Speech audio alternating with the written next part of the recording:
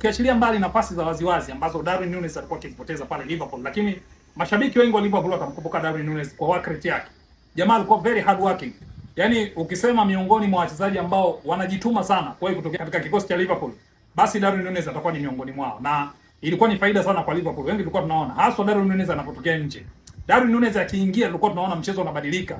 Work rate yake, pace ilikuwa ni faida kubwa sana kwa Liverpool. Ndio wengi walikuwa wanambeza sana, alikuwa anapoteza nafasi nyingi sana, lakini namba zake pia sio mbaya. Darwin Núñez alijiunga na Liverpool kutokea Benfica na amecheza mechi 143. Akafanikiwa kufunga magoli 40 katika mechi 143, which is sio namba mbaya sana, lakini jamaa baadaye akatimkia zake Al Hilal.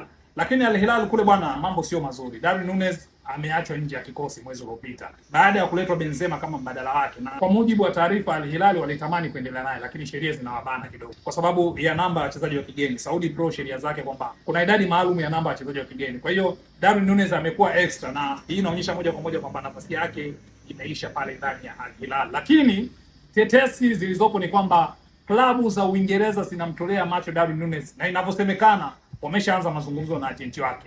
Klabu ya Newcastle na klabu ya Chelsea ziko mbioni kuania sahihi ya Darwin Núñez msimu ujao. Núñez naweza kusema ni miongoni mwa wachezaji hard working sana kwa kutokea kuitumikia Liverpool. Na mara nyingi alipokuwa anaingizwa sub, tulikuwa tunaona mchezo unabadilika, na hata kama hatupata goli lakini Liverpool ilikuwa inaondoka na matokeo mazuri. Kwa hiyo ndio hivyo bwana. Klabu ya Chelsea na Newcastle United zinapambana sasa hivi, zinamenyana kumrudisha Núñez.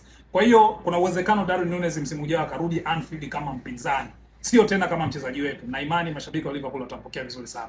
Na mara nyingi utamaduni wetu ni kuwapa support wachezaji wetu hata kama watakuwa timu zingine. Once a red, always a red. Wanangu wawekezaji kama kawaida, tumekula milioni 5 ya Kanji jana. Kwa hiyo leo nimetumia sana akili badala ya hisia.